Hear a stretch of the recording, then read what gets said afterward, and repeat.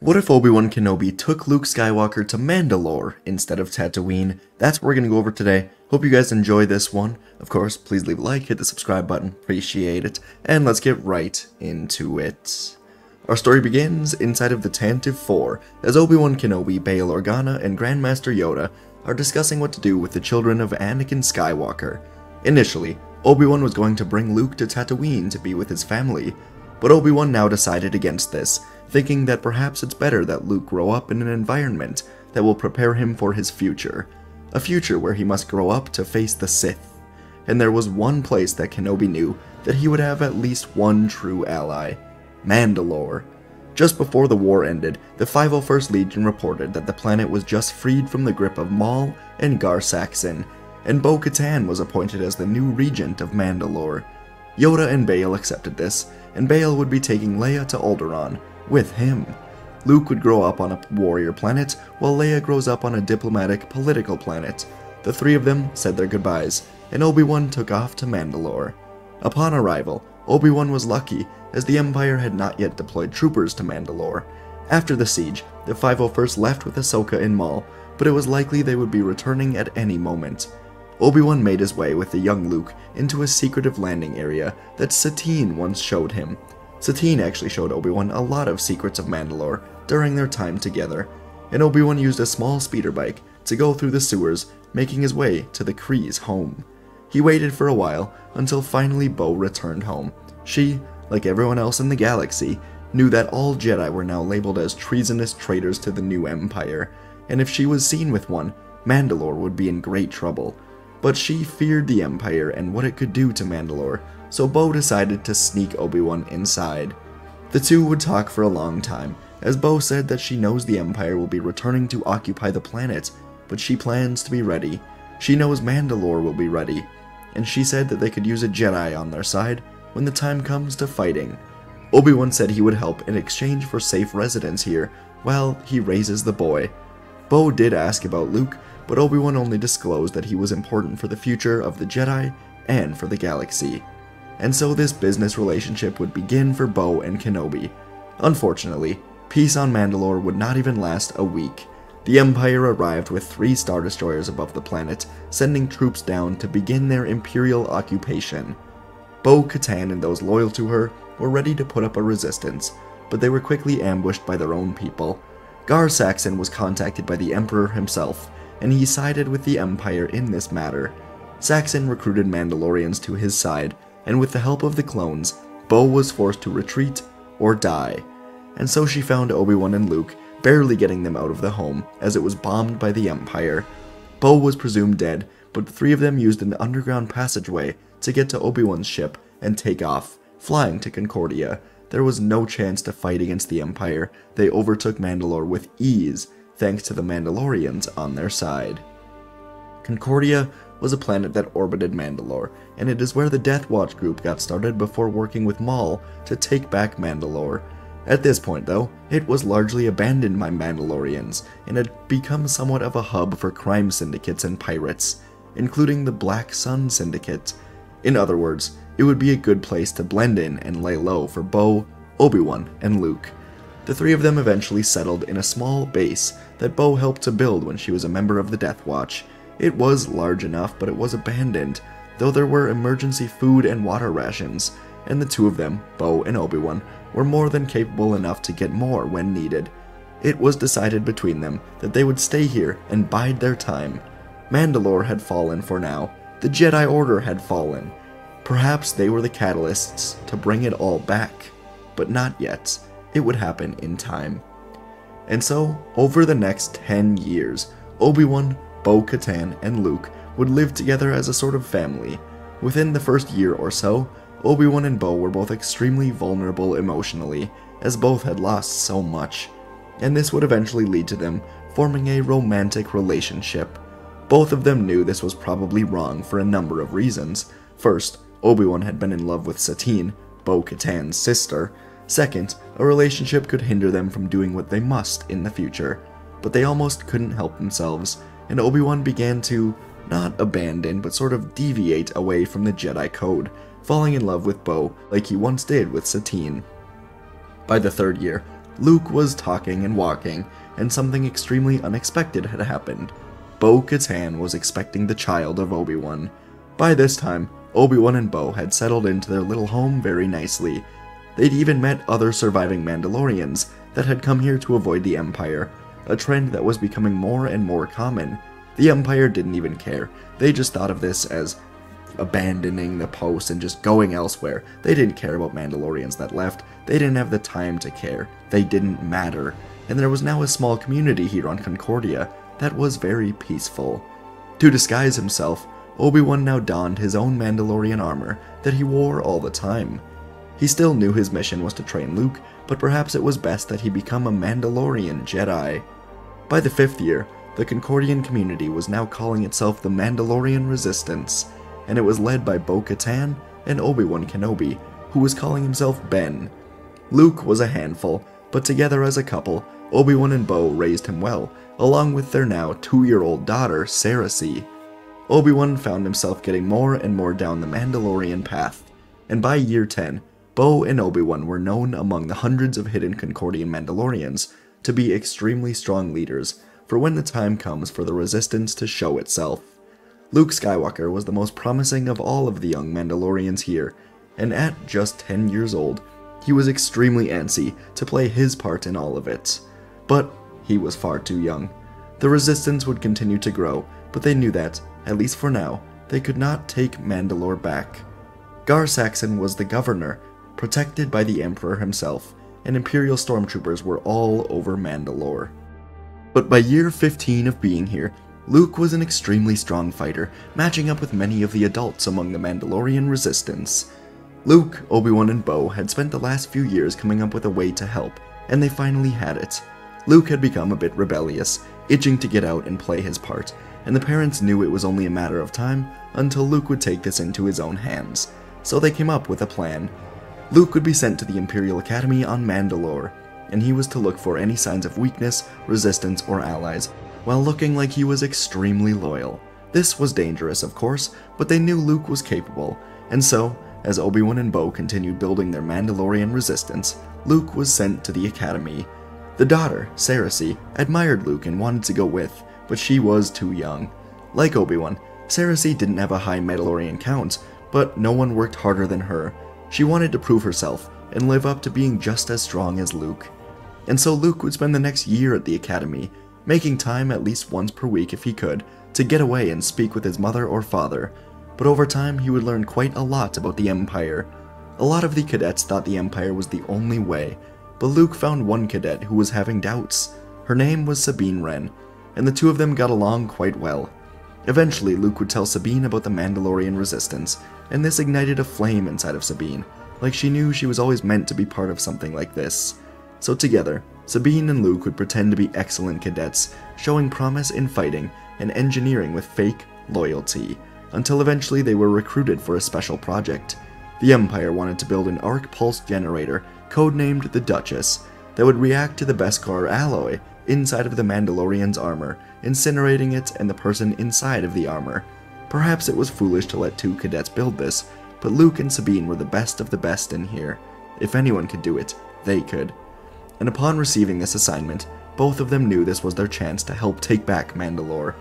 They would go on to build this arc pulse reactor, but they would change a few tiny details. Instead of reacting to the Mandalorian armor, it was meant to now react to the plastoid in the Stormtrooper's armor instead. And by the end of this year, the reactor was built, and Luke spoke with the Mandalorian Resistance, who said they were ready to take back Mandalore. The many warriors on Concordia were ready to die fighting behind Obi-Wan and Bo-Katan. They all saw how tyrannical and truly evil the Empire was, and it was time to take back the planet. Obi-Wan and Bo grew together, and were both stronger for it. And so together, with around 250 Mandalorians, they prepared for an assault upon receiving word from Luke that the reactor was ready. On Mandalore, Luke and Sabine contacted Kenobi and Bo, saying it's time. And so the Mandalorian Resistance emerged into the atmosphere, descending downwards toward the surface. Governor Gar Saxon immediately ordered a counter-assault, and hundreds of Imperial stormtroopers began to get into TIE fighters. And moments later, Luke switched on the newly built arc reactor, sending out the superheating lasers, targeting the stormtrooper armor. As Luke worked to keep it on, Sabine defended the door from oncoming Imperial Mandalorians. She was an excellent fighter, and soon enough all of the stormtroopers were taken out, leaving Mandalore to be defended only by the Mandalorians that sided with the Empire. Luke and Sabine eventually had to escape from the Mandalorian Imperial Academy, as the arc reactor was overheating and set to explode.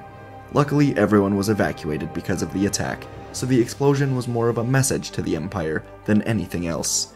Bo-Katan and Obi-Wan would soon land on the surface, with half of the Resistance fighters behind them.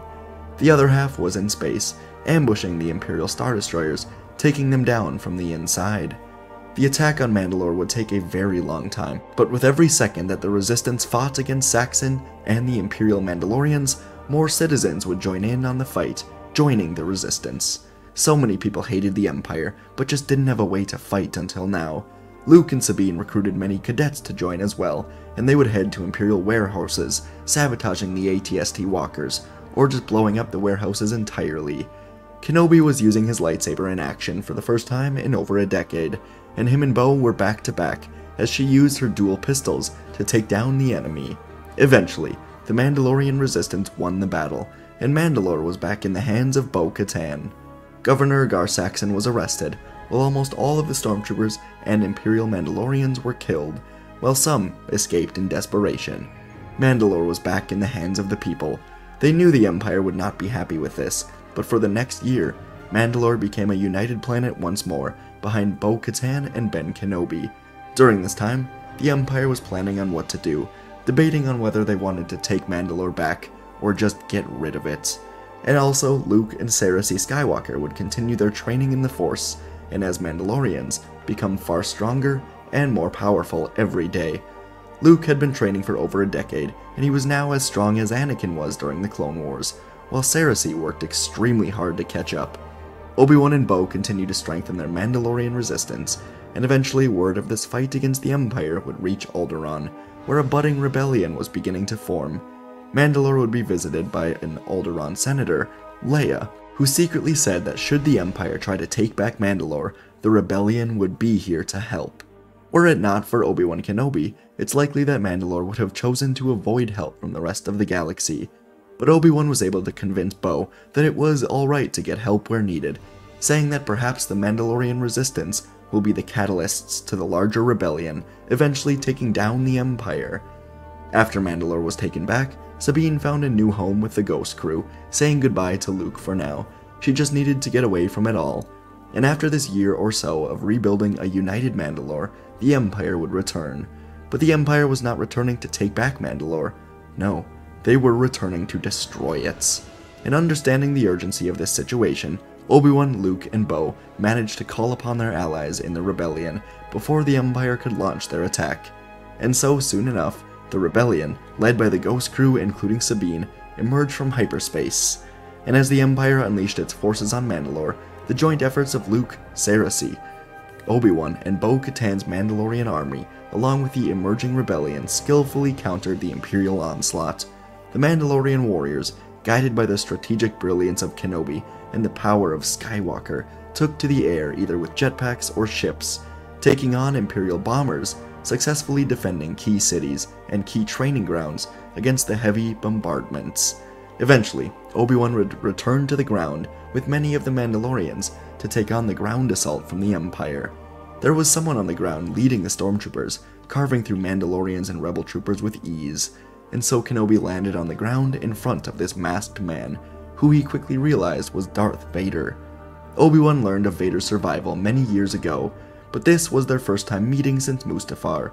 Both of them were much older by this point, but Obi-Wan, wearing his Beskar armor, charged in against Vader, who suddenly held two sabers, his crimson red one and a black one, which Kenobi quickly realized was the dark saber.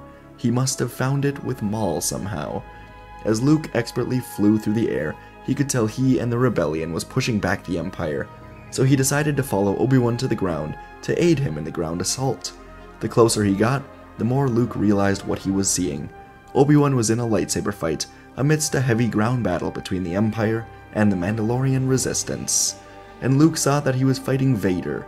Luke also knew about Vader, that he was once his father, but Luke felt no connection to him at all. Obi-Wan was his father, not this monster. And on the ground, Vader overwhelmed Obi-Wan with his physical strength combined with the dual-wielding style of lightsaber fighting. Vader stabbed Kenobi with the Darksaber, and Obi-Wan fell, dying, watching the resistance that he helped build fight off the Empire. Vader felt satisfied, and he reached out to call Kenobi's lightsaber to his hand, but it flew past him and into the hands of a boy. Luke Skywalker stood firm, tears in his eyes as Obi-Wan, the man he thought of as a father, was slain by his biological father. And so Luke, in his own Mandalorian armor, ignited Obi-Wan's lightsaber along with Anakin's blue saber, preparing to take on Darth Vader in a battle of dual-wielding sabers. The two adversaries locked eyes, the force pulsating between them. Vader, fueled by the dark side, advanced with deliberate steps, his red lightsaber gleaming menacingly. He didn't know Luke, but Luke knew him, and Luke vowed now to destroy him and take down the Empire. Luke's Mandalorian training kicked in, and he swiftly activated his jetpack, propelling himself into the air. Vader lunged with precision, but Luke danced effortlessly through the air, avoiding each strike. The Mandalorian gadgets came into play as Luke deployed wrist rockets, creating explosions that momentarily disoriented Vader. Descending with speed, Luke hit the distracted Vader with a slash across the shoulder, but Vader recovered, and the clash of blue and red blades illuminated the battlefield. Luke skillfully utilized his wrist cable now, entangling Vader's legs momentarily, disrupting his balance. Seizing the opportunity, Luke unleashed another flurry of strikes, pressing Vader back as the Dark Lord fell on his back. Luke swung down on him, but the Darksaber met one of Luke's lightsabers with a resonating clash. The Mandalorian weapon and lightsaber collided in a brilliant display of skill and power, as Vader was back up now. Luke, however, revealed another trick, smoke grenades. With a swift toss, he enveloped the battlefield in a dense haze, obscuring their duel. Within the cover of the smoke, the combatants moved in and out of visibility, lightsabers cutting through the air with precision. Luke utilized his Mandalorian instincts combined with the Force, predicting Vader's movements, countering with agile strikes, and the battle reached its end as Luke stood firm against Vader's relentless assault.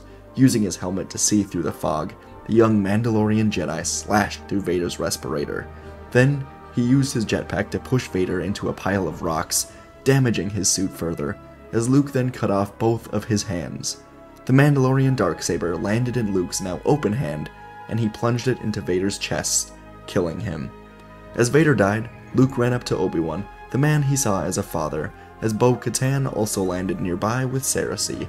All three of them were with Obi-Wan as he died, telling them to take back the galaxy. He died with a small smile, proud of everything he accomplished, and his body disappeared. Bo said they must finish this fight for Obi-Wan, and the three of them got back into the air. The ground assault was won, but the Empire launched a Star Destroyer into the atmosphere, and was about to hit the planet with an orbital bombardment, killing off all of the Imperials and Mandalorians in the fight.